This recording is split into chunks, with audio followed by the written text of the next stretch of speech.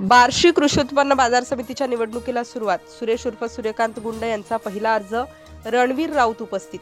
दीर्घ प्रतीक्षेनंतर अखेर बार्शी कृषी उत्पन्न बाजार समितीच्या निवडणुकीची प्रक्रिया सुरू झाली असून अर्ज दाखल करण्याच्या पहिल्याच दिवशी निवडणुकीला रंग चढू लागला आहे. कृषी उत्पन्न बाजार समितीचे माजी चेअरमन रणवीर राऊत यांच्या उपस्थितीत सुरेश उर्फ सूर्यकांत गुंड यांनी पहिला अर्ज दाखल करून निवडणुकीच्या शर्यतीला प्रारंभ केला आहे. यामुळे या निवडणुकीत चुरस वाढण्याची चिन्हे दिसत आहेत. यावेळी बार्शी वकील संघाचे अध्यक्ष रणजित गुंड, विधिज्ञ राजकुमार गुंड, अभिजित कापसे, नंदकुमार पाटील, कृष्णांत माळी, दिनकर गुंड, दत्तप्रसाद पाटील, वानेवाडीची चेअरमन रमेश यादव, संदीप मिरगणे आदी मान्यवर उपस्थित होते. अर्जात निवडणूक निर्णय अधिकारी आबासाहेब आत्माराम गावडे यांनी स्वीकारला.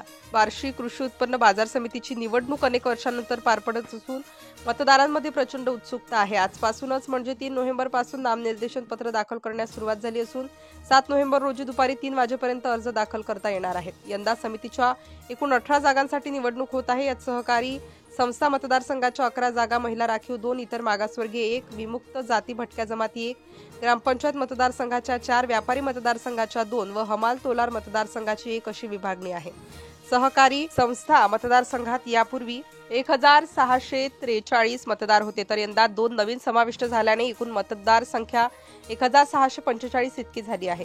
व्यापारी मतदारसंघात 1551, हमाल तोलार मतदारसंघात 1025 आणि ग्रामपंचायत मतदारसंघात 1039 मतदार आहेत. अशा प्रकारे एकूण 5260 मतदार बार्शी कृषी उत्पन्न बाजार समितीमध्ये सत्ता कोणाच्या हाती येणार हे ठरवणार आहे.